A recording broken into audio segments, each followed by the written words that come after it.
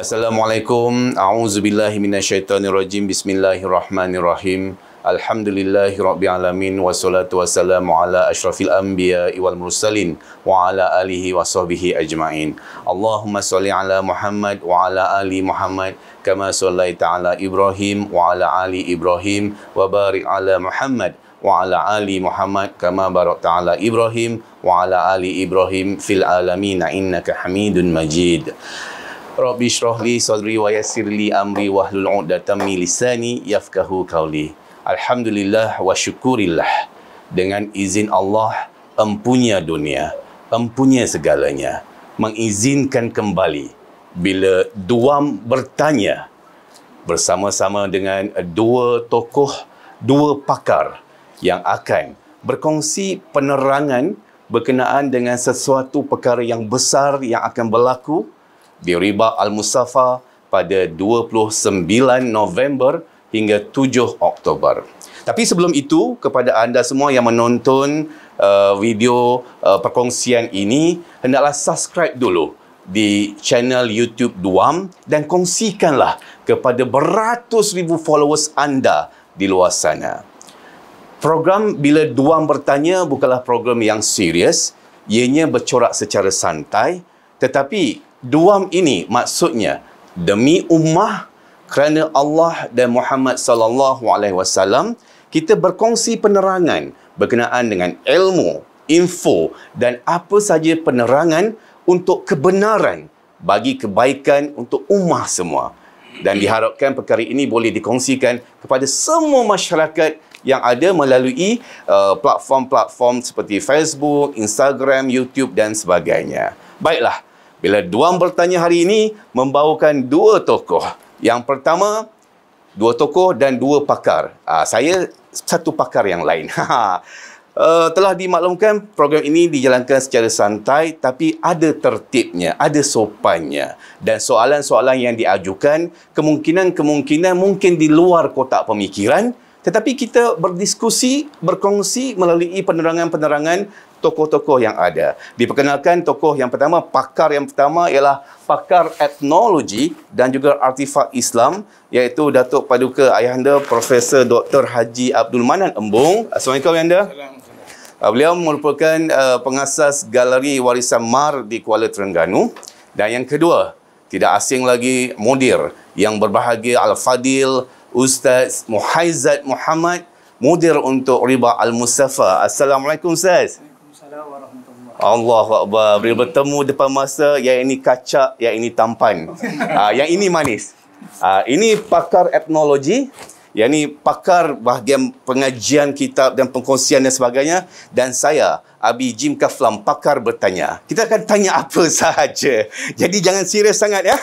Okey, baiklah. Untuk permulaan, telah diterangkan kepada anda semua yang menonton video ini, sebuah program yang julung-julung kalinya akan dibawakan ke Riba Al-Mustafa. Sebelum-sebelum ini, banyak program maulid dan sebagainya diadakan di sini. Jadi, program yang akan berlangsung pada 29 November hingga 7 Oktober, iaitu sebuah program yang berimpak besar pertama kali.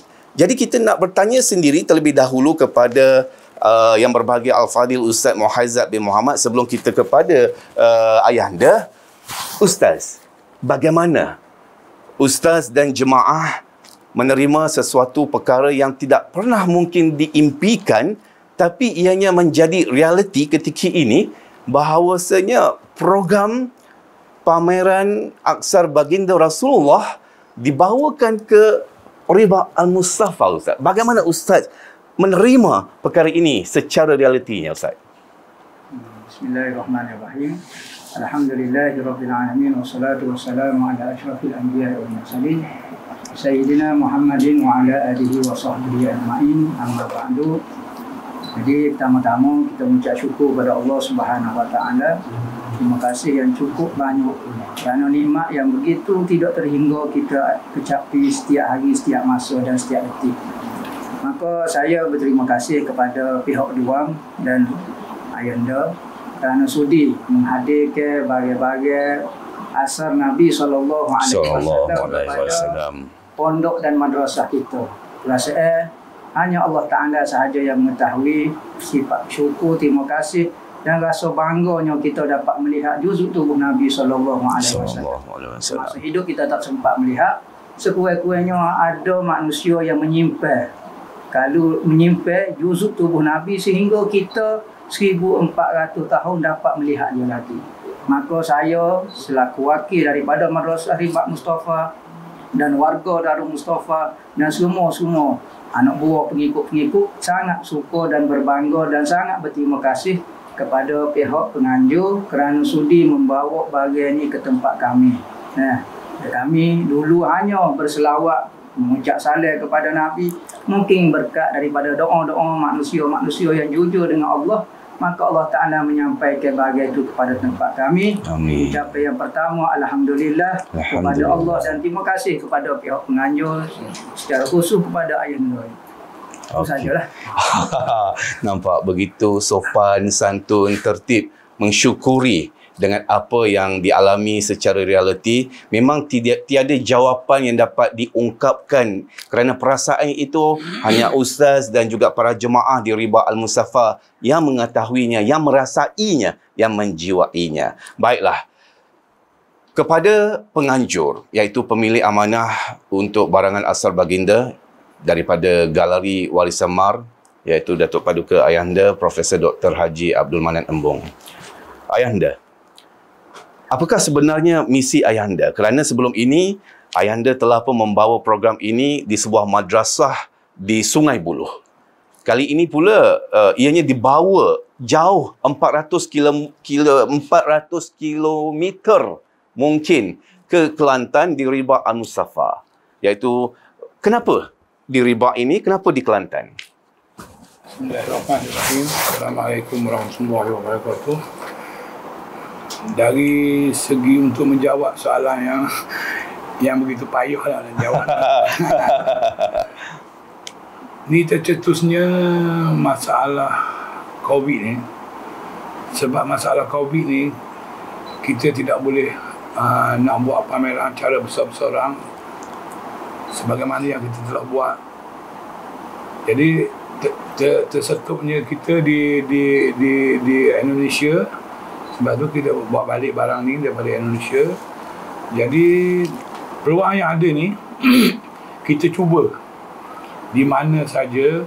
Kita tidak kira sambutan maulid ke, dia orang nak buat ada untuk mencari dana ke, untuk masjid, surau, pondok-pondok, kita akan beri keutamaan. Itu tujuan kita yang pertama. Yang kedua, jadi untuk menjedarkan keadaan masyarakat di kampung-kampung. Sebab tu kita masuk di kampung-kampung sekarang. Di masjid-masjid, di surau-surau, di mana saja, di seluruh Malaysia ni. InsyaAllah kita akan bantu sepenuhnya dengan tidak ada apa-apa bayaran.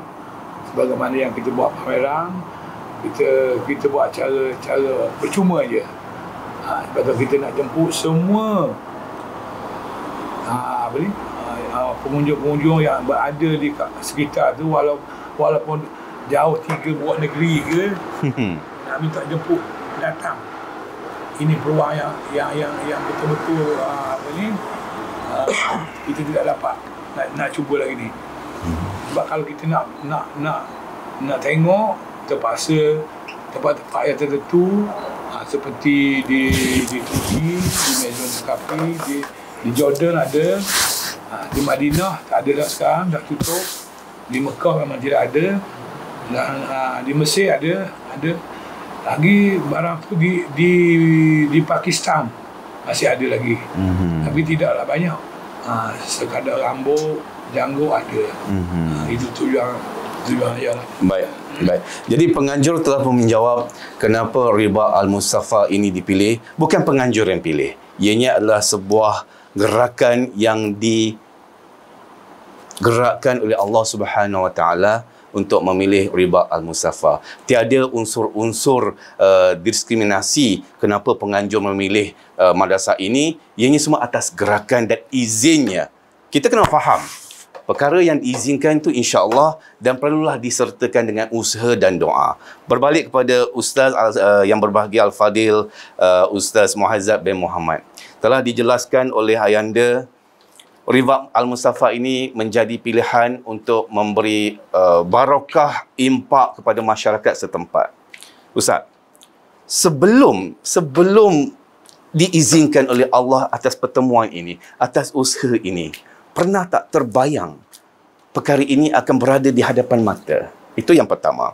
Yang kedua, bagaimana Ustaz boleh menceritakan kepada masyarakat kemungkinan besar yang mungkin merasakan apakah benar barangan ini benar dari segi sudut ilmu agamanya, apakah barangan ini ada keraguan. Bagaimana Ustaz boleh menjelaskan kepada masyarakat sekiranya ada persoalan-persoalan yang dilontarkan melalui logik akal secara begitu, Ustaz? Bagaimana? Kerana sudut-sudut ini penting dijawab dengan ilmu, dijawab dengan seorang ustaz yang memahami supaya masyarakat lebih menjiwai dan ya, hadirlah untuk melihat sendiri. Bismillahirrahmanirrahim. Jadi bagi menjawab soalan, iaitu Dia tak susah soalan ni kan? Tak susah soalan ni kan? boleh lah. Boleh lah. Jadi nak menjawab persoalan, sama ada soalan ini muncul daripada pihak kawan-kawan kita ataupun pihak-pihak individu tertentu bertanya mengenai barat kesahihan, barat yang akan dibawa kepada madrasah kita. Adakah benda ini benar ataupun benda ini fake ke, palsu ke? Jadi nak menentukan satu-satu benda, fakta benar atau tidak benar, ataupun bahagian itu benar tidak benar, maka sumber di dalam agama ni banyak untuk menyatakan satu benda itu betul. Pertama, sumber wahyu yang tidak ada sebagai campuran daripada manusia sedikit pun, itu Al-Quran. Ini nas. Sekalipun tidak dapat dibuktikan, mesti mempercayainya 100%. Nas Al-Quran. Kedua, hadis. Ketiganya ijma', qiyas, dan antara sumber lain khabar mutawatir. Khabar mutawatir iaitu khabar satu benda, satu maklumat yang dipercayai menurut selain daripada sumber Al-Quran dan hadis. Contohnya, Malaysia merdeka tahun 57. Menurut fakta sejarah, Malaysia merdeka pada tahun 57. Fakta sejarah. Fakta ini tidak ada dalam Quran dan tidak ada dalam hadis. Tetapi fakta ini tepat dan benar. Jadi tak semestinya seorang nak mempercayai satu benda hanya menggunakan Quran dan hadis. Kerana banyak lagi sumber-sumber yang boleh menyatakan satu benda itu benar. Tidak semestinya Quran dan hadis. Yang paling tepat tu Quran dan hadis, dan di samping sumber-sumber lain. Maka salah juga kalau orang saya akan mempercayai satu benda Quran hadis saja saya akan percaya. Salah percakapan ini. Dan orang itu betul-betul tak menggunakan akal. Contohnya kita sekarang, okey. Saya percaya Kaabah itu bentuknya petak segi. Okey, tak ada sebut dalam Quran hadis. Tiba-tiba kita hanya tengok daripada maklumat, gambar, daripada cerita-cerita, okay? Dan kita yakin benda itu petak. Tak pernah saya dengar orang kata Kaabah itu bentuk bulat. Tetapi ada orang tak pernah dengar daripada Quran dan hadis. Tetapi kerana apa dia percaya? Kerana sumber daripada percakapan manusia, kerana terlalu ramai. Tak boleh ngafi. Maka di dalam nak mengesahkan barang-barang yang dibawa data ini, maka pihak penganjur mengatakan kita gunakan 3 sumber. 3 benda untuk menyatakan benda ini sah. Pertama, menurut sanad lah. Sanad pemegang kepada barang-barang ini. Ayanda dah buat kajian. Setiap sanad tu ada sekian dan disahkan. Sanad keluarga pegang. Pertama sanad. Kedua, CJ yang dikeluarkan oleh pihak muzium. Pihak muzium, bahagian ini disimpan, maka pihak muzium akan mengeluarkan CJ. CJ daripada pihak muzium berdasarkan kepada sanad pemegang kepada barang-barang ini. Maka disahkan 2 sumber. Pertama, sanad keluarga, sanad pemegang. Kedua, CJ daripada pihak muzium. Ketiganya, ujian DNA. Sama ada DNA itu ujian diri rambut tu sendiri. Adalah kajiannya ni. Ada kalau rambut manusia ada beberapa unsur. Tiba-tiba rambut Nabi ni ada satu unsur, tak ada satu unsur cahaya kekuatan lebih kuat 7 kali daripada peti. Maka rambut ni terlalu ganjil, terlalu pelik sangat. Kedua, tengok carbon dating, tengok bagian ni carbon dia mana? Carbon Madinah. Okey. Lepas tu carbon usia dia tengok 1400 tahun. Maka ketiga-tiga cara nak mengesahkan bagian ni sudah kita buat. Sanad ada, CJ pun ada, pengesahan DNA ada. Hampir kita nak kata 100% takut tak tepat ni. Takut jadi tak kampung pula. Maka sekadar kita mampu sekarang manusia untuk mengesahkan bagian ini disebutkan kepada Nabi hampir atas daripada 70%, 70-80%. 100% kita tak berani. Tetapi kebenaran itu sangat-sangat habis dah. Semua cara dah kita guna. Nah, habis cara di atas muka dunia nak mengesahkan bagian ini tepat ataupun tidak tepat. Jadi berdasarkan sumber-sumber agama pula, manakala berdasarkan hadis-hadis, Nabi ada sebut, Nabi pernah bahagi-bahagikan rambut dia di dalam hadis. Nabi pernah bercukur, Nabi bagi kepada sahabat lelaki untuk bagi-bagikan rambut. Nabi bagi sebelah kiri rambut dia, bagi kepada sahabat-sahabat perempuan untuk bagikan rambut-rambut dia. Maka ada keluarga mewarisi rambut-rambut. Maka Saidina Anas, ada sahabat kata saya ada 2 helai, saya ada selah, saya ada 3 helai. Yang masih menyimpan ketika. Hadis itu ada. Sampai sekarang hadis ni diriwayat berserta dengan sanak rambut keluarga dia. Sanak keluarga. Itu berdasarkan hadis. Dan bukan rambut saja, ada jubah Nabi, ada darah Nabi, ada macam-macam. Nah, ada sahabat gini-gini, ada pergi selipar, ada. Maka ada hadis-hadis yang menyatakan sahabat menyimpan. Bahkan Rasulullah kakak kepada Sayyidina Aisyah, nama Asma bin Abu Bakar, kata saya pernah menerima sehelai jubah daripada adik saya. Sayyidina Aisyah ni isteri Rasulullah. Maka saya pernah menyimpan sehelai jubah Rasulullah dan saya simpan. Tujuannya, saya basuh jubah ni untuk penawar. Orang nak buat air untuk kesembuhan, saya guna air untuk. Tu sahabat buat dah. Tidak ada unsur syirik pun. Sebenarnya benda-benda ini jauh daripada syirik. Orang Islam tidak mempercayai suatu benda lain daripada Allah dapat memberi kuasa. Jangan kita terlalu sengkau jahat kepada orang Islam yang buat benda-benda lagu ni, bertabarruk dengan benda-benda Nabi ini. Tidak ada petelitah kita kata ada sesuatu kuasa lebih daripada Allah Ta'ala. Tetapi kerana perasaan dia sebagai seorang umat, sebagaimana sahabat-sahabat dulu minum darah bekas Rasulullah, minum air kecil Rasulullah. Kita tak pernah buat ni. Tetapi sahabat lagu tu, ketika Rasulullah bercukur, sahabat keliling. Dalam hadis riwayat Imam Muslim, keliling. Jatuh saja sahabat berebut ambil. Ambil tujuan ke apa? Rambut ni bukan makanan. Tak kenyang makan, tak makan. Tapi tujuan ke apa dia simpan? Ada satu makna dia tersimpan. Iaitu nostalgia dia. Tabarruk. Bahkan Khalid Al-Walid pernah berperang. Apabila berperang tiba-tiba jatuh ni topi besi dia. Apabila jatuh topi besi dia, arahkan tentera dia ambil topi besi tu. Sedangkan tentera duduk tengah perang. Maka menyebabkan korban orang ramai lah.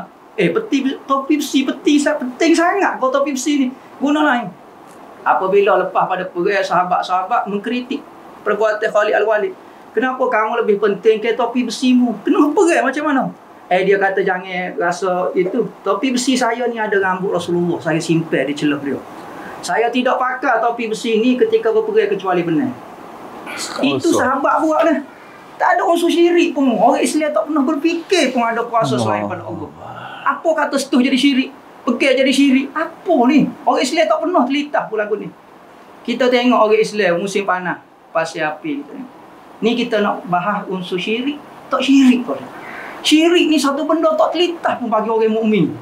Ada benda tak kuasa lebih hebat pada Tuhan? Tidak pernah terlintas pun dalam hati dia. Bahkan orang saja menuduh kata orang Islam ni buat syirik. Syirik apa? Dalam hadis riwayat Imam Muslim katanya Nabi, setan, iblis telah rasa putus asa daripada nak membuat orang Islam jadi syirik. Dia tahu dah apabila dia pegang etikad dia Allah sebagai Tuhan, tak ada dah terlintas. Sekalipun dia makan ubat, tak pernah pun dia terlintas ubat tu mengiksa. Apabila musim panas, api kita nyala. Tiba-tiba kita tengok orang Islam buat gini. Okay. Sebelah tu orang Majusi mai buat gini. Hak ni jadi kafir, hak ni tak jadi apa-apa. Besok apa dia perbuatan yang sama. Orang Majusi buat gini dia sembah api. Dia kata api tu ada kuasa. Orang Islam hanya nak mengambil panah saja. Perbuatan yang sama. Untuk kesihatan dia. Untuk tubuh. Tubuh kalau musim sejuk, nampak perbuatan sama. Perbuatan sama. Tetapi hak ni jadi syirik, hak ni tak jadi syirik. Dak. Orang mukmin tidak pernah itikad lagu tu. Orang mukmin kata Nabi Isa boleh menghidupkan orang mati. Kristian juga kata lagu tu. Tapi kata-kata orang Kristian menyebabkan syirik. Apa kata-kata orang Muslim tidak jadi syirik? Kerana dalam hati dia ada tauhid dah. Tak ada istilah syirik sebenar. Syirik ni bagi orang Islam jauh sangat. Kalau kita tengok dia buat satu benda pun kita tanya, awak percaya ada kuasa selain Allah Ta'ala? Tak ada. Allah Ta'ala lah paling hebatnya. Tapi menggunakan suatu benda selain daripada Allah Ta'ala ni boleh. Kalulah Allah Ta'ala, Nabi Muhammad terlalu tauhidnya dia mempercayai Allah Ta'ala berkuasa, kenapa dia pergi bawa pedang? Allah Ta'ala kuasa buat bawa pedang. Kenapa guna alat-alat? Kenapa guna-guna sebab? Ni menunjukkan Islam itu, tauhid ni duduk di hati dah. Tauhid duduk di sini, pegangan kita. Mana kalau kita guna asbab, kita sakit, kita pakai ubat, tu tak mungkin keseh pun kepada ilmu tauhid kita. Izinnya. Allah Ta'ala. Semua orang Islam faham. Kuasa hanya Allah Ta'ala saja. Kita pergi tempat ni, kita ni, nampak semua hadirnya Nabi Muhammad, Tuhan saja beri hidayah. Tapi sebab dia panggil. Maka sebab inilah kita cari. Untuk mendekatkan kita kepada Allah Ta'ala. Maka timbul istilah tabarruk dengan benda. Sahabat-sahabat dulu tabarruk dengan rambut Nabi, tabarruk dengan jubah Nabi. Sahabat dulu ada sahabat kata Rasulullah, pergi berti rumah dia minum air. Di gerebor. Pergi sahabat tu guting kain, guting kulit tu, sipel. Apabila Rasulullah meninggal, dia celup dalam air, buat air tawar.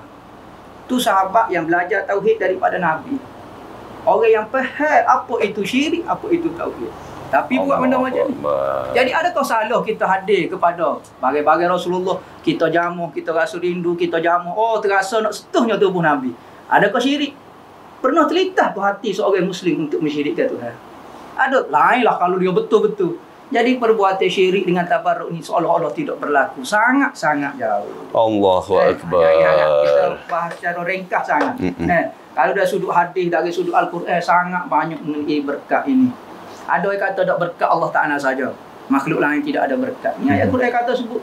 Ni, kitabun anzalnahu ilaika mubarakan. Dari Al-Quran kata, Al-Quran itu berkat. Bukan kata Tuhan saja berkat. Al-Quran itu berkat. Lepas tu Nabi dalam sebut dalam ayat Quran kata pula, Qul Rabbi anzilni munzalan mubarakan. Ya Allah, turunkan pada aku satu tempat yang berkat. Tempat pula berkat. Sana kata Tuhan saja berkat. Lepas tu tabarakas rabbika dzul jalal. Maha berkat nama Tuhan. Bukan zat Tuhan. Nama Tuhan. Berkat juga. Boleh Asmaul sebut Husna. nama Tuhan. Ya Allah, ingat syirik sebut nama Tuhan. Tak boleh pula. Rahmatullahi wa barakatuh alaikum rahmatu ahlul baiti. Ahlul bait pula berkat pula. Orang pula berkat lah. Tak ni kata Tuhan saja berkat. Jadi keberkatan ni banyak. Ada berbentuk tempat, berbentuk macam-macam. Jadi, barangan dan sebagainya. Biasanya keberkatan itu bagi orang-orang soleh, orang-orang yang disayangi oleh Allah Ta'ala, maka pandangan rahmat Tuhan selalu turun pada tempat itu. Maka keberkatan. Istilah di dalam agama dipanggil berkat. Istilah zaman sekarang dipanggil aura positif. Sebab apa kita kata duduk pondok berkat? Okey. Sebab apa? Analoginya. Aura positif tu banyak. Di pondok. Aura positif tu banyak. Kita boleh semaya Jumaat, kita boleh mengaji. Sebab apa kita duduk rumah tak boleh lekat semaya Jumaat? Berkatnya duduk di pondok. Apa maksud berkat? Orang tua dulu dia tak boleh nak hurai secara saintifik. Tapi orang saintifik dulu ya. Kalau duduk dengan orang soleh, kita jadi soleh. Kaji elok ni orang Jepun. Air ni kalau kita buat masuk, kita baca Quran. Kita baca Quran. Molekul air akan berubah kepada benda baik, dan kalau kita minum, dia akan mengaktifkan sel-sel baik dalam tubuh. Jadi baik. Air, baca ayat Quran. Sebab tu orang tawar baca ayat Quran, dia minum. Kalau air yang sama, dia letak di dalam disko, dalam gapo, dia akan pecahkan molekul menjadi jahat, maka dia aktif. Negatif lah. Sel jahat jadi. Sel jahat. Jadi kita jadi mikir jahat tu banyak. Orang dulu hanya panggil berkat. Dia tak boleh nak sebut benda lebih tinggi daripada tu. Tetapi sains sekarang menyokong benda-benda lagu ni, istilah dia macam lah aura positif lah, tenaga lah, apa dia ni. Cuma benda itu hanya menghala kepada satu benda sama, semua istilah saja berbeza. Beza. Berarti sains menyokong agama. Al-Quran dan sains tak boleh dipisahkan, Ustaz. Betul, Ustaz? Kerana sumber dia sama. Ilmu ini daripada Allah Subhanahu wa ta'ala. Ada direct daripada dia, ada Allah Ta'ala hanya suruh kita kaji saja. Sedekah daripada dia juga, cuma nak suruh nampak. Gabungnya di antara pemikiran manusia dan ilmu wahyu yang direct daripada Allah Ta'ala. Benda sama saja. Allahu Akbar. Istilah, jangan keliru dengan istilah. Benda yang sama saja. Bila diorang bertanya, demi ummah Allah dan Muhammad sallallahu alaihi wasallam berkongsi berkenaan dengan penerangan untuk ilmu, info dan apa sahaja kebenaran penerangan itu untuk kita faham dari pelbagai konteks. Tadi Ustaz Al-Fadhil telah menerangkan dari segi konteks teori agamawan, hadis dan juga sirahnya dan sebagainya. Ayahanda dikabarkan hampir 20 tahun menjadi seorang pengkaji dan pencari kepada barangan-barangan ini bagi membantu dakwah-dakwah supaya masyarakat melihat sendiri barangan Aksar Baginda ini yang di mana yang kita selalu selawat ketika solat dan dizahirkan.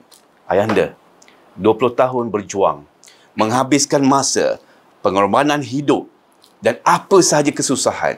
Tapi ayahanda, apa lagi yang ayahanda nak buktikan kerana sijil telah ada, sanad telah ada, barangan telah ada. Apa lagi yang ayahanda nak cakapkan, nak kongsikan di atas kajian yang ayahanda cuba buktikan tetapi masih juga orang tak percaya? Dan pertama ayahanda akan jawab, kedua Ustaz pula akan jawab dari segi konteks masyarakat pula. Ayahanda. Jadi persoalan yang diajukan ni bagi pihak ayah sendiri memanglah payah nak bagi penerangan yang betul-betul detail. Sebab ayah pemula dengan keyakinan aktifat Rasulullah ni, sebab dulu ayah tumpukan kepada aktifat Islam. Semasa di Brunei dibagi satu tajuk untuk mengkaji aktifat Islam ni, satu tema dia tamadun Islam mendahului zaman. Jadi tamadun Islam ni didahului daripada zaman. Bermakna kalau tahun 2020 ni di sini dah ada dah. Bermakna zaman Rasulullah dah ada dah teknologi tu. Dulu daripada tu. Jadi kajian tu yang kita buat. Jadi masa tu kita pun rasa pun macam dia orang buatlah. Macam mana barang Rasulullah boleh ada banyak. Lah, orang kata barang-barang ni terhak, tidak ada tempat mana ni. Oleh kerana start pada tahun 2006 ayah diarahkan oleh baginda Tuanku buat kajian berkenaan dengan Kaabah. Daripada situlah ayah dapat info-info daripada orang ni, daripada orang-orang yang tertentu. Yang pertama sekali daripada Mufti Jordan. Bermakna Ansar Rasulullah ni selain daripada ada kat Madinah ke mana, dia ada satu persatuan menyelamatkan Ansar Rasulullah di Jordan. Jadi orang-orang yang ada di Jordan ni, masa kalau Jordan ke Yaman ke mana, hantar ke situ. Jadi dia yang menyelamatkan. Jadi semasa itulah ayah pergi jumpa dengan dia, bincang dengan dia pun bagilah tahu mana sekiranya kalau barang-barang ni sekadar ni kalau untuk nak buat pameran ke, dia benarkan. Sebab kita nak buat pameran, nak pinjam dekat meja atau kapi, itu dah kita cuba masa nak buat pameran pedang-pedang Rasulullah dulu. Insurans saja 5 juta US. Insurans saja 5 juta US untuk 10 hari. Jadi dengan yayasan ni tidak perlu kita bayar apa-apa, cuma kita bagi jaminan sajalah dekat dia, buat surat perjanjian. Jadi daripada situlah ayah bermula mencari, dan dengan pertolongan dia dan pertolongan ramailah orang-orang yang ayah jumpa ni. Di situlah ayah start kumpulkan barang-barang ni. Jadi dari situ banyaklah masalah-masalah tu. Masalah dari segi pandangan orang tidak percaya dengan benda ni. Kita siapkan CJ, kita siapkan sana sampai kepada penyelidikan. Jadi akhir sekali untuk menamatkan cerita ni, percaya tidak percaya, yang paling akhir sekali adalah insurans. Okey. Insurans ni dari segi kita ni tak perlu nak ambil insurans, tapi oleh kerana untuk meyakinkan orang ni Sebab insurans dia tidak ambil benda yang tidak betul. Okey. Dia tidak isu barang yang tidak betul. Bagaimana yang Ustaz bagi tahu dulu. Bermakna kalau kita nak isu kuci harga 2 juta, dia orang tak beli, dia tak ambil harga 2 juta. Malaikat dia akan buat kajian. Oh, kuci ni satu khazanah ada harta 100 juta. Dia ambil, baru dia ambil. Ini ada sebab. Kuci ni bukan main-main dia. Kuci ni, kuci Baitul Mal ni ada 1000 juta dalam bank. Dia ambil. Gitu. Jadi dari situlah, daripada 2006 ayah bermula sehingga sampai 2017 2016 akhir kita dah kumpul bermacam-macam lah, daripada mana-mana tempat lah. Kita kumpul dengan satu orang yang betul-betul berjuang dengan ayah dulu, iaitu Datuk Haji Anwar bin Hassan. Dulu dia bukan, dia minat, dia nak tolong ayah dengan kewangan puluhan juta, bukan 1 juta 2 juta, Bukan sikit-sikit. bukan sikit, dengan pendidikan apa ni. Jadi sekarang alhamdulillah, untuk selain pada tidak dapat tengok pameran, silakan pergi ke galeri di Johor Bahru, Anjung Warisan. Okey. Di Anjung Warisan tu bermacam-macam artifak Rasulullah dan sahabat, termasuklah pinggan makuk ke apa, masih ada di sana. Dipamerkan di galeri. Pameran di galeri Anjung Warisan. Anjung Warisan di Iskandar Puteri. Untuk orang Malaysia ni, kalau nak dengan cara rombongan ke apa, sila hadir di sana untuk menempatkan. Jadi untuk pameran-pameran di sini, kita buat sekadar majlis ilmu, majlis tabarruk, berskala kecil. Skala kecil je. Kalau nak tengok cara menyeluruh semua, sila hadir ke Anjung Warisan. Okey. Di Iskandar Puteri. Itulah tadi yang saya dapat bagi penerangan sikit. Baik. Bila diorang bertanya, sebenarnya juga cukup menghargai, cukup menghormati. Minta maaf kata, anda boleh lihat ayahanda sendiri kini hampir berusia 69 tahun. Seorang ayah, seorang tua yang gigih berusaha untuk membantu masyarakat dengan menzahirkan barangan baginda. Itulah dakwahnya. Kerana beliau adalah seorang penyelidik, seorang pengkaji. Tetapi siapakah yang akan menyokong penyelidikannya kalau bukan guru-guru ugamawan seperti yang berbahagia Al-Fadil Ustaz Muhaizat Muhammad dan anda yang berada di luar sana yang lebih tinggi ilmunya. Tapi apakah tinggi ilmunya itu membuatkan kita rasa bangga, riak dan ego untuk tidak mahu menerima dan meyakini apa guru-guru lain usahakan? Anda tanya diri anda, fikirkan semolek-moleknya. Berbalik pada Ustaz, bagaimana Ustaz di kelompok masyarakat telah diterangkan ada insurannya, ada sanadnya, ada sijilnya. Ustaz pun dah terangkan, kena tauhid, kena yakin. Tapi masih tidak percaya juga Ustaz. Ya Allah, bagaimana Ustaz? Sekarang ni kita dah bercakap ni. Okey, ada yang kata oh, barangan Rasulullah ni kecil sahaja perkaranya, yang paling tinggi adalah Al-Quran dan sunnahnya. Kita kena menegakkan sistem Islam. Kita kena menegakkan cara Islam untuk jihad ekonomi dan sebagainya. Tetapi untuk menerima barangan ini, yang dicintai, yang diselawati setiap hari, tidak mahu hadir. Mungkin bukan tidak mahu, tapi mungkin kesibukan. Tapi ada juga penafian, tak apalah. Bagaimana dalam konteks masyarakat ni? Semua telah dijelaskan. Ustaz pun dah cakap dah pasal tauhid, pasal keyakinan. Tapi masih juga ada betul ke? Ustaz dah jelas pun, betul ke Ustaz? Bagaimana Ustaz? Bismillahirrahmanirrahim. Persoalan kepercayaan seseorang kepada kita. Kita tak boleh memaksa seseorang itu mempercayai diri kita. Sebagaimana seorang Nabi tidak ada kuasa untuk membuat umat dia 100% mempercayai diri dia. Sekalipun dia betul-betul asli daripada Allah Ta'ala, tak pernah mendakwa, tidak ada sebagai unsur penipuan, tetapi masih ramai orang tak percaya pada dia. Ingat, tak semesti benda benar itu dipercayai. Itu dia waktu dulu. Okey. Asas dia. Sekali lagi, tak semesti benda benar itu dipercayai. Nampak? Dalil dia Nabi pada malam Isra Mi'raj. Nabi melihat Nabi-Nabi sebelum daripada dia pernah berjuang membawa agama Allah Ta'ala. Tetapi ada Nabi tak ada pengikut. Dia benar, dia jujur, dia seorang Nabi tetapi tidak ada orang mempercayai dia.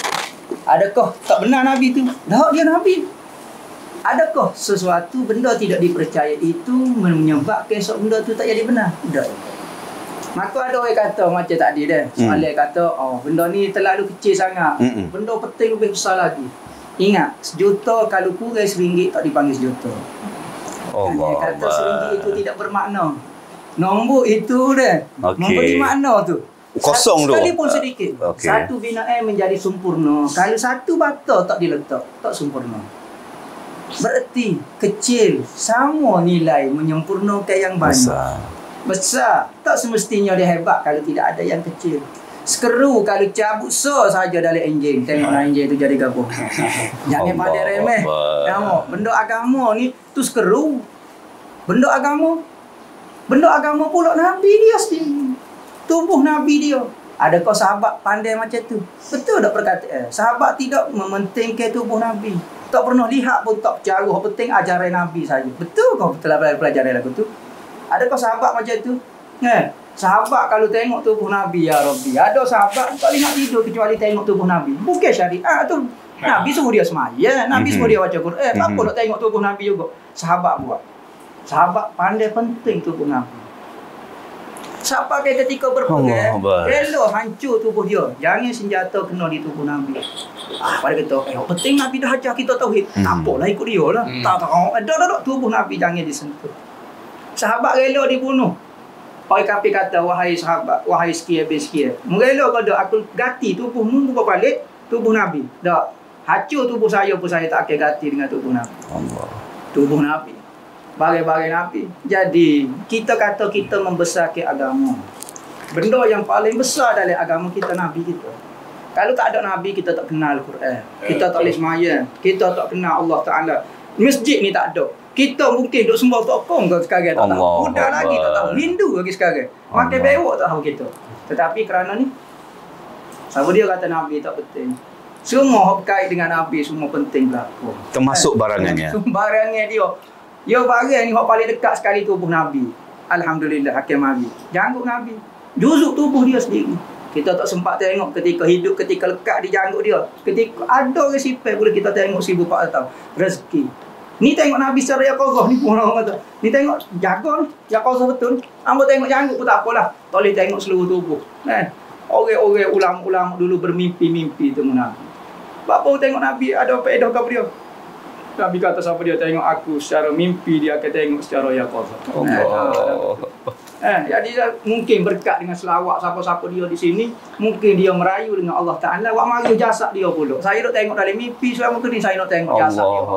Tak boleh tengok penuh janggut pun alhamdulillah. Hujung subel dia tak boleh tengok pun tak apalah. Biarlah pakaian tu duduk berlipat di tubuh dia pun rezeki dia. Kerana apa? Kerana gini. Seorang mukmin tu dia ada satu perasaan dengan Nabi dia. Bahkan perasaan saya kepada Nabi, tak mungkin kita kata saya kepada Nabi tapi saya tak suka tengok tubuh dia. Betul tak bercakap saya kepada Nabi tapi tahu janggut dia tak apa suka tengok. Betul tak bercakap lagu ni satu benda yang betul-betul berlawan dengan perkataan dia. Kalau betul awak akan saya semua berkait dengan Nabi. Sahabat-sahabat dulu bukan kata kau dia kecil Nabi yang minum juga. Bukan kata tepat Nabi pergi pun pakat pergi. Ada seorang sahabat ketika dia kecil, dia sakit gatal. Maka temu dengan Rasulullah. Maka Rasulullah duduk. Tubuh dia comel. Maka tubuh dia jadi wangi sampai mati. Allah.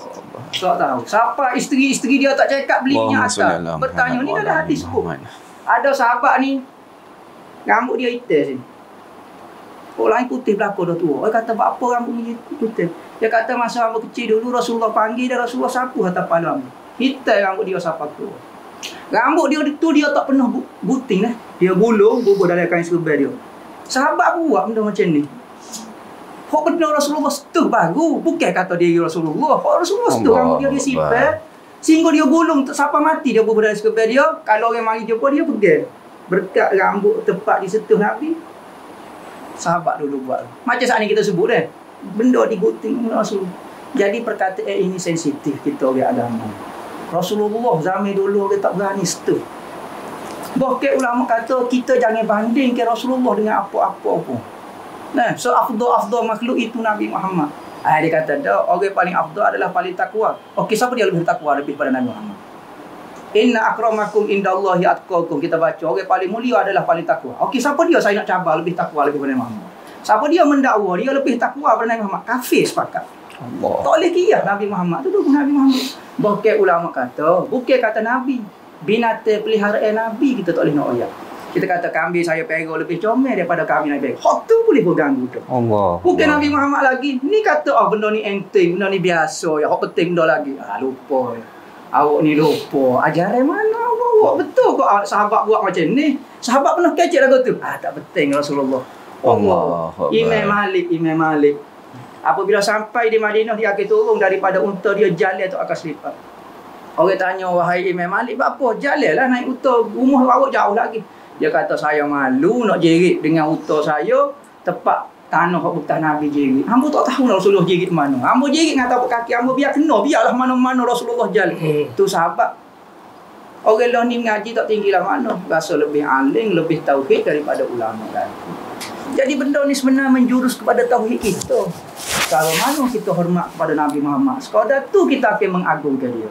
Nah, lagu tu. Maka katanya Nabi, tidak sempurna iman seseorang kamu sehingga kamu menyayangi aku lebih daripada ibu, ayah kamu, anak lelaki, anak perempuan, seluruh dunia dan dirimu sendiri.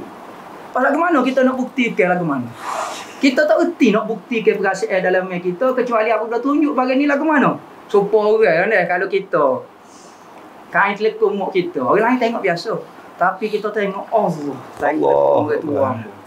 Nah, maka benda ni benda rohani, benda dalami, benda keimanan.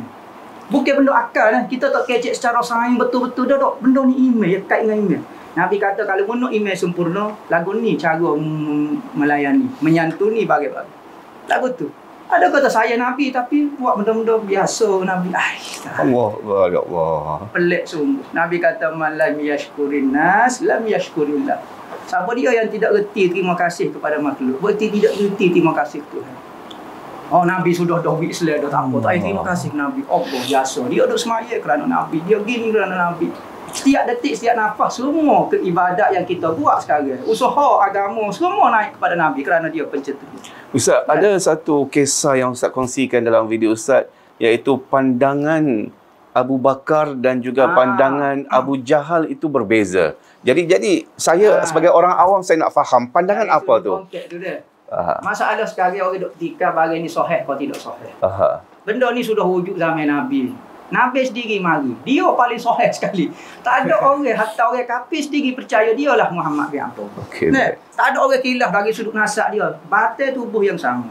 Tetapi dilihat oleh beratus, beribu orang pada masa tu. Sayyidina Abu Bakar dapat apa daripada pandangan dia? Abu Jahal dapat gapo? Umar dapat gapo? Ali dapat gapo? Sekadar mana pandangan dia kepada Rasulullah, sekadar tu Allah Ta'ala kewi iman. Pandangan, benda yang sama. Sekarang kita tak tinggal di bahagian yang dilihat. Pandangan seseorang itu. Nah, benda tu, misalnya, betul kau sahih tak betul, apa dia kamu pandang? Kalau bagi sahih, Rasulullah duduk depan. Abu Bakar tengok dialah Nabi Allah, dialah kekasih Tuhan. Maka Tuhan wi iman, wi makrifat, wi gapo. Abu Jahal tengok benda sama, bukan benda lain, bukan benda fake ke apa dia. Tak benda asli, batas subuh yang sama. Tapi dia tengok anak saudara hamba. Ni hak miskin, hak apa. Maka Tuhan dia boleh kan. Maka manusia itu diberi menurut pandangan dia. Al-madad ala qadri mashhad. Pertolongan Tuhan menurut pandangan seseorang itu. Orang gapo-gapo dia pun menurutlah betul yang pandangan dia tu. Tengok sahabat dulu ni dapat makrifat. Bahkan Rasulullah pernah puji Sayyidina Abu Bakar. Dia kata tidak mafadula Abu Bakr. Ni dari Ihya ada sebut. Tidak lebih Sayyidina Abu Bakar dengan sebab banyak sembahyang. Sayyidina Abu Bakar main macam biasa. Sahabat lain boleh banyak. Ataupun dengan banyak sembahyang, ataupun dengan banyak puasa, sedekah. Tak, Sayyidina Abu Bakar sedekah biasa-biasa je. Sahabat lebih lain. Tetapi ada sesuatu ma waqara fi qalbihi, ada satu benda dalam hati dia orang lain tak lawan. Gapo dia pandangan dia kepada Nabi. Allahuakbar. Dia seorang ya pada cerita Isra dan Mi'raj. Orang lain duk tengah confuse pasal tu. Orang hok beriman pun jadi syok dengan Nabi, Tiba-tiba Sayyidina Abu Bakar kata, kalau Rasulullah kata dia pergi ke Palestin, klik malam. Bukan kata pergi Palestin. No, naik ke langit tu. Dia lagi Sayyidina Abu Bakar tambah. Rasulullah tak cerita lagi. Hanya Rasulullah cerita pergi ke Palestin saja. Okay. Sayyidina Abu Bakar, dia kata tengok pandangan Sayyidina Abu Bakar jauh lagi daripada perkataan dia. Perkataan Nabi tak banyak lagi, dia hanya kata dia saya pergi Palestin balik satu malam. Tak, Rasulullah Sayyidina Abu Bakar kata kalau dia klik dan naik ke langit, turun, saya akan percaya lagi. Oh, kepercayaan lagu mana lagu tu? Tak ada sebut lagi percaya dah. Maka Sayyidina Abu Bakar dapat gelar As-Siddiq. Jujur sungguh. Hati dia tak tahulah. Tak tahu lagu mana. Allah. Tetapi belai-belai lagu tu kepercayaan dia kepada Nabi, keimanan dia mengenai Nabi. Dia berkata aku tidak kenal Muhammad kecuali bayar sahaja. Allah. Setara tu baru dia kata aku baru nampak bayar dia. Tak faham apa sebenarnya saya. Orang yang tidak melihat Muhammad dengan kemuliaan, orang tak melihat Muhammad sebenarnya. Allah. Sungguh hamba ya. Orang yang tidak melihat kemuliaan pada bagai-bagai Nabi Muhammad, dia tak nampak Muhammad sebenarnya. Dia hanya nampak bagai saja. Ya kita orang Islam bukan tengok material supaya kita pergi ziarah kubur. Assalamualaikum wahai ahli kubur. Kita ziarah batu pun ziarah apa? Kita bukan misalnya ke batu. Tengok Islam aja, kita biar ada roh gak kecek dengan rohani. Kita wisale orang dalam kubur tu. Islam tak mengajar manusia jadi bodoh wisale ke seming. Salih assalamualaikum seming mana ada. Tapi apa apabila Sayyidina Aisyah tanya kepada Rasulullah, saya lalu kubur ya Rasulullah, hamba nak tanya gapo? Nak wis doa ke gapo? Patut Rasulullah kata doa saja, dak wisale. Wisale ni tuju. Assalamualaikum. Supaya kecek dah nah. Tetapi kita kata kubur batu saja. Dak. Nabi Muhammad suruh mu tengok jauh sikit. Balis balik. Dengan pandangan yang jauh. Pandangnya jauh. Orang mukmin kaya hati, dia tengok pandangan hati, bukan tengok zahir. Tengok lagu ni kak. Nah, orang kata dah. Tengok zahir lah. Maka tengok di sebalik tu. Kita tengok wisale kepada tuai kubur. Bukan kata lagu tu. Kalau doa kubur, Assalamualaikum, minta doa. Pertama wisale. Dia dah nampak pelik dah. Oh, Nabi Muhammad ajar wisale ke batu. Bukan. Saling kepada ada benda. Tu orang Islam diajar lagu tu.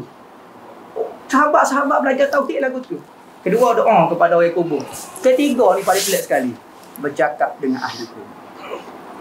Cakap ke mana? Kita pergi kubur, kita doa bersama. Assalamualaikum ya ahli kubur. Kedua, doa. Ghafarallahu lana walakum. Tu doa.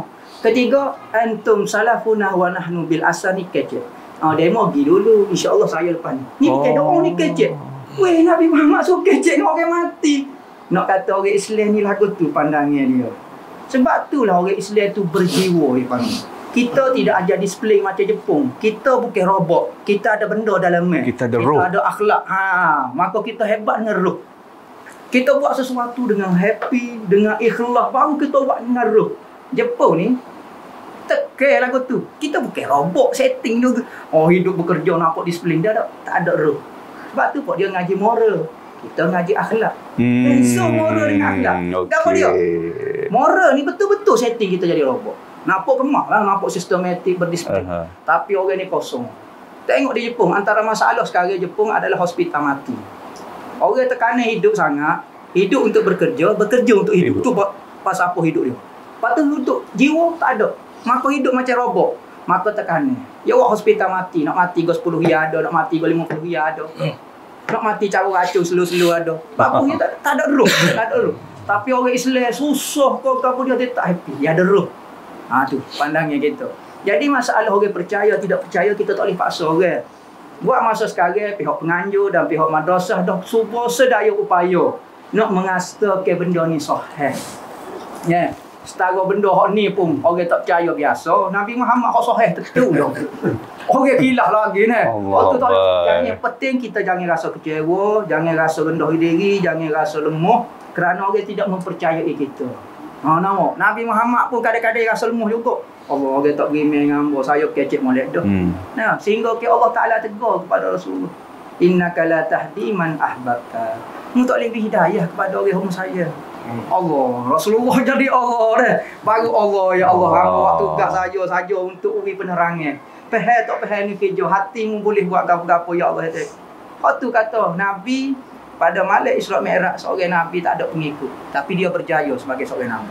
Bukan di pengikut, bukan di kepercayaan orang tu kita berjaya. Tetapi kita jalan ke tugas itu. kita penat, kita gapo nah. Kita lah ni nak naik Nabi Muhammad, Allah dengan Nabi Muhammad. Tidak ada sebagai kepentingan, sebagai gapo dia hanya nak naik Nabi kita. Sebagaimana kita mengucap la ilaha illallah Muhammad Rasulullah. Dua tu kalimah tu saja kita nak naik. Tidak ada unsur kepentingan, tidak ada gapo-gapo dia. Nah. Di zaman manusia semua buat benda mesti ada kepentingan dia. Bukan kerana insan. Bukan kerana. Nah, pergi ziarah ingat apa? Nak pinjam cuk. Ya, ada kepentingan. Nak pinjam cuk. Ingat ziarah nak tanya khabar saya sihat. Okey. Setiap benda perbuatan kita mesti ada kepentingan sekarang. Kerana diajar oleh kafir. Tapi Islam ajar buat satu benda kerana Allah. Lagu mana ni kan? Ni Allah yang Muhammad ni. Bukan nak naik individu tertentu, bukan nak naik kumpulan tertentu, bukan nak naik apa-apa, tapi nak naik Nabi kita. Zaman orang duk tengah tekan sekarang orang Islam semakin menjauhkan daripada Nabi, semakin tak siwi nampak hebat Nabi dia, tiba-tiba kita naik Nabi. Tentulah. Allah. Biasa kena sombak sikit lah. Nabi Muhammad ni. Lagu tu lah. Allahu Akbar. Bila diorang bertanya rasanya makin panas. Bukan makin panas. Kerana makin banyak penerangan kebenaran yang kita dapat untuk kita fahami secara roh, secara jiwa.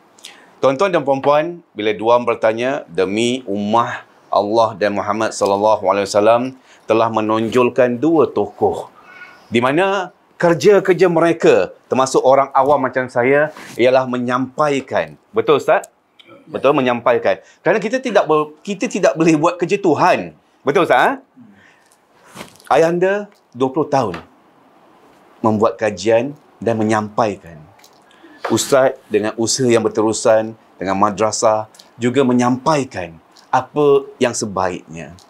Jadi, Ayahanda, tadi Ustaz bercakap berkenaan dengan Isra' Mi'raj. Mungkin sedikit sebelum kita menutup, bila diorang bertanya, kerana mereka kena hadir ke Riba Al-Mustafa ini untuk melihat sendiri barangan-barangan asal baginda Rasulullah SAW yang akan dipamerkan insya-Allah dengan izin Allah. Tapi bila Ustaz tadi banyak berkata tentang Isra' Mi'raj, tentang baginda naik ke langit, ada mungkin satu perkara yang berkaitan dengan Isra' Mi'raj yang ayahanda nak kongsikan. Walaupun sebelum ni mungkin pernah berkongsi, tapi untuk dikongsikan sekali lagi bahawasanya usaha untuk sesuatu yang berkaitan Isra' Mi'raj itu sedang berjalan. Apakah dia, ayahanda? Ya. Usaha kita hari ini, ayah dah dapat empat artifak lah. 4 artifak daripada Libya. Yang ada tu capanya serban, jubah baginda Rasulullah dan kayu sugi ada di dalam sebelah kiri poketnya. Apa kaitan dengan tu dengan Isra' Mi'raj yang jadi begini. Jadi apabila penceritaan tu daripada orang yang berkenaan tu, waris yang memegang tu, barang tu asal adalah daripada keturunan Khadijah. Jadi keturunan Khadijah tu dia yang menjaga kuda-kuda Khadijah dan kuda Rasulullah. Jadi daripada cerita tu, semasa Rasulullah nak pergi berperang, cerita-cerita lah. Itu masa tu perang Khandaq. Perang Khandaq, Rasulullah buang jubah dia dan serban dan capal tu dia pakai, itu Allah Malam lah, tak baju perang ke apa tak tahu, dia serahkan kepada penjaga kuda tu. Jadi sampai akhir ada cerita kata penjaga kuda tu dah bagi serah kepada Khadijah balik. Khadijah kata, awak yang simpan lah barang ni, pasal dia amanahkan awak. Sehingga Rasulullah wafatkan pun baju tu masih lagi disimpan. Semasa tu katanya pewaris dia tu yang menjaga kuda tu umur dia lebih kurang dalam 20 tahun masa dia menjadi jaga kuda tu. Jadi dari turun sampai ke dia, ke pihak dia. Jadi dia kata dia bila dia pegang benda tu, Dia bermimpi. Dia bermimpi Rasulullah Isra Mi'raj. Oh. Dia mimpi. Jadi cerita ni, ialah ini kehendak Allah lah. Terpaksa kena cerita lah. Dah kena nak tahu. Ayah pun bermimpi. Ayah bermimpi.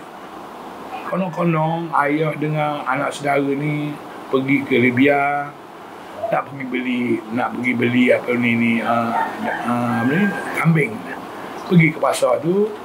Jadi orang yang jual daging tu tanya anak saudara tu, sebab ayah tidak boleh bercakap Arab. Dia tanya. Jadi orang anak saudara tu ceritalah dalam mimpi ni, cerita ayah ni penyimpang barang Rasulullah ni. Dia pun cerita, dia kata aku ada barang Rasulullah. Jadi bila masa ayah sedar tu, jadi ayah pun bagi tahulah, telefon ke anak saudara, awak pergi ke Libya, pergi sini, awak berjumpa. Ada lah orang ni. Alhamdulillah dia pergi berjumpa betul dengan orang yang kita mimpi bersama tu.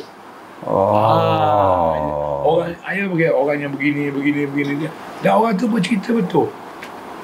Itu yang menyebabkan ayah apa ni dapatkan barang tu untuk nak buat kajian. Ayah yakin dengan cerita-cerita dia tu. Sebab dia pun konon-konon dia pun cerita dia bermimpi. Ayah tak bermimpi lah. Kita pegang pada cerita dia. Jadi mimpi tu benar. Dalam mimpi tu benar. Pergi jumpa tu betul orang tu ada. Dan orang tu penyimpang. Itulah. Jadi setakat hari ni kita masih lagi buat ujian. Buat ujian untuk menentukan karbon yang ada di capar, di Jubah, sama dengan di Serban. 3. Jadi kayu sugi I tak buatlah 3 barang tu je. Sebab kayu sugi tu memang duduk dalam poket dia dengan sendirilah, sebab benda tu benda kecil kan. Jadi alhamdulillah, kalau sekiranya tidak dapat sumber-sumber yang di bawah ni, ada sumber-sumber di atas. Sumber-sumber di atas tu bermakna setakat ni keputusan 60%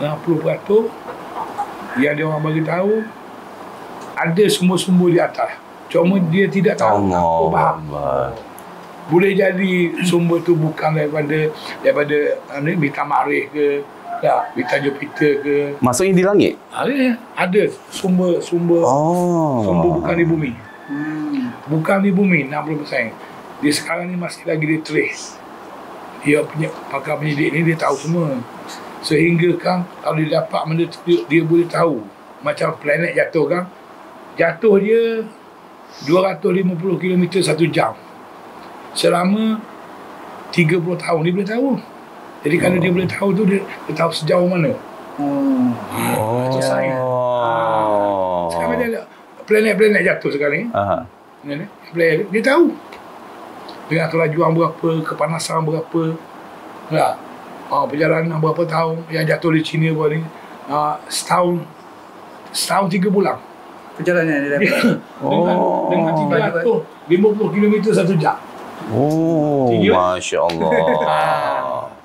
Jadi dia tak dapat sumber karbon daripada planet mana. Dia test kelajuan. Untuk karbon tu zero lah, dia tak lah. CO2 ke CO3 tak ada lah maksudnya. Tidak pernah berlaku. Dia pula boleh buat catatan. Jadinya alhamdulillah, ayah rasa inilah kajian ayah yang terakhir. Ayah rasa ayah tidak, ni penamak lah. Allah Akbar. Kalau ni dapat kebenaran, maknanya ayah akan jelajah seluruh dunia untuk pamerannya. Sebab orang yang menunggu ramai. Maksudnya kemungkinan besar bukan ulama, bukan saintis Islam yang menunggu. Saintis kafir yang menunggu. Allah Akbar. Sebab dia buat kajian berkenaan Isra Mi'raj. Dia buat kajian. Ada, tapi kita tak keluar lagi. Jarak masa tu dia kira. Sekarang Isra Mi'raj tu jarak masa Rasulullah daripada Mekah ke Palestin tu. Lakah tu sehingga naik. Dia claim saya sehingga satu hari 1000 tahun. Satu hari 1000 tahun. Kelajuan dia. Dia guna kelajuan yang ada dalam Quran. Itu orang putih. Kita nak kaki tu. Ni kaya. Jadi dia lebih daripada. Sebab tu kata tamadun Islam mendahului zaman. Dia kaji. Dia dapat kitab awal. Dia ada kitab-kitab tu. Dia kaji. Dia buat kajian. Kita dah buat kajian itu. Dulu kita kata macam mana, kita tak heran suara masuk TV kan. Dia buat kajian sekarang. Sedang ambil suara Ibrahim Lincoln. Suara Ibrahim Lincoln. Dia sedap daripada udara-udara. Kita suara ni, dia tak hilang. Dia ada atas lapisan-lapisan. Allah Akbar. Ni sah ni? Saya ni. Sekarang ni. Dia akan ambil. Dia kumpul. Lepas tu dia akan ambil. Tak bisa lah. So, Nabi Muhammad Ambil lah dulu kan. Sekarang nak kata Nabi Muhammad tak ada. Tu yang Amrul Allah pergi jumpa Raja Rom. Buat keluar gambar tu. Gambar tu bukan bahasa Nabi Muhammad. Kau ni tak kenal. Sahabat kau ni tak kenal. Tunjuk nak gambar Nabi Muhammad. Ni lah suruh aku mari ni. Tanya ni. Jadi dia lebih dan telah ada bukti suara Ibrahim Lincoln sedang bercakap. Ya Allah. Mudah dia sedut. Ada dia cari. Sebab suara kita duduk dalam lapisan-lapisan. Jadi bila kita pandangan kecil ni, betul lah. Telefon. Radio. Kecil sana tu bisa masuk. Dah lari. Dia dalam gelombang. Baik. Dia tidak akan hilang sampai bila-bila. Berbalik kepada Allah Ta'ala tu, dia buat dia cipta hebat dah. Mu nak berlawak. Sekarang kita ada dah. Membuat jahat ke, buat apa, buat kata apa, semua ada. Sebab tu sains ni, dia lebih. Dia pemandu pada Quran. Nak adik. Baiklah. Baiklah. Doakan ayahanda untuk mencapai misi terakhirnya. Kalau itu tercapai, maka tamadun Islam mendahului zaman bukannya omongan kosong, ianya terbukti dengan sejarah, terbukti dengan kajian dan penyelidikan. Baiklah, mungkin yang terakhir Ustaz Muhaizat, sedikit kata-kata, banyaklah kata-kata tadi, tapi sedikit juga, sebab manusia ni mudah lupa, kita kena seru. Kita kena seru kepada penonton di video ini, kerana insya-Allah akan ditonton oleh ramai pihak untuk hadir ke Riba Al-Mustafa pada 29 November hingga 7 Oktober nanti. Jadi Ustaz, serulah, dan mungkin ada kata-kata yang Ustaz boleh sampaikan dengan penuh kasih sayang untuk mereka hadir ke sini. Bismillah. Alhamdulillah wassalatu ala Rasulillah. Jadi sayanya begitu tertarik dengan kajian, katanya ayahanda kata kajian terakhir dia. Allahu Akbar. Itu pakaian yang dipakai bagi Nabi pada peristiwa Isra dan Mi'raj. Jika dapat dibuktikan oleh kajian dan sains, maka pakaian itu lebih mulia daripada seluruh manusia sekalian. Allahu Akbar. Pada malam Isra Mi'raj, Rasulullah naik lebih daripada Arasy lagi. Selipar dia pun semua berada. Tak boleh nak banding. Maka pada masa itulah manusia dengan keegoan dia, dari sudut ilmu, dari sudut pencapaian, akan tunduk di bawah selipar Nabi sahaja. InsyaAllah. Jubah Nabi tak sepertikap lebih tinggi. Benda paling bawah sekali pun kita tak boleh nak lawan dah. Maka saya merayu dan mengajak kepada seluruh muslimin dan muslimat untuk sama-sama membuai keegoan di dalam hati kita, ego ilmu, ego pengaruh, ego harta, untuk sama-sama kita mari melihat satu benda yang sangat mulia di sisi Allah Ta'ala. Itu Nabi SAW pakaian dia dah. Maka tunduklah sebentar, buat sedikit keegoan kita. Mudah-mudahan dengan kita buat keegoan itu, sebagaimana sahabat-sahabat dulu buat ego, maka Allah Ta'ala tukar dengan iman dalam hati dia. Amin. Jadi kita harap, saya merayu kepada muslimin dan muslimat, siapa-siapa dia pun yang mendengar video ini, supaya hadir secara beramai-ramai. Tiap-tiap hari mari pun tak apa, Nabi kita, saya tak marah, saya tak hambak pun, marilah tiap-tiap hari. Saya sangat bergembira dengan kegembiraan kamu semua dengan Nabi kita. Bergembiralah dengan Nabi kita, kerana Nabi akan gembira dengan kita. Siapa dia yang bergembira dengan Nabi, maka Nabi akan bergembira dengan kita. Saya sudahi dengan satu cerita.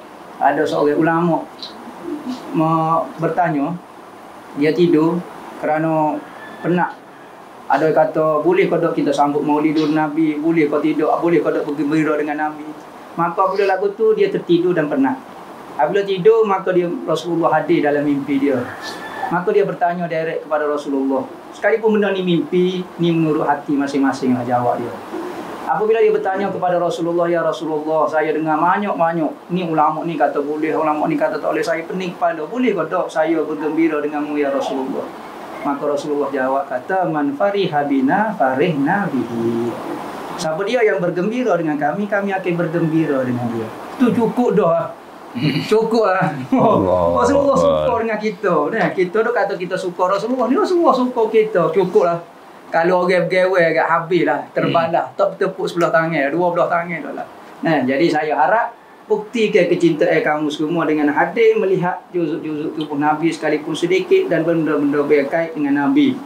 Kalau tak sempat hadir, bergembira dengan program ni pun alhamdulillah dah. Contohnya kita tidak diizin keluar, bergembira, Masya Allah ada pameran, bergembira dengan tu pun alhamdulillah dah. Amin, amin ya rabbal alamin. Terima kasih kepada penganjur dan ayah anda. Baiklah, bila Duam bertanya mengakhiri program ini, dan diharapkan kepada anda semua dapat subscribe channel YouTube Duam dan dapat follow, like and share Facebook Ribat Al-Mustafa.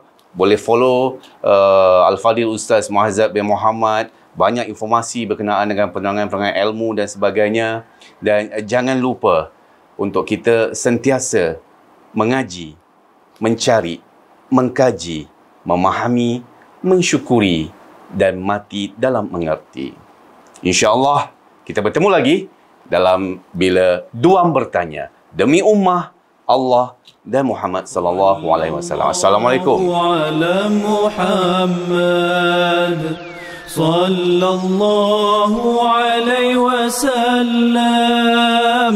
Sallallahu ala Muhammad. Sallallahu alaihi wasallam.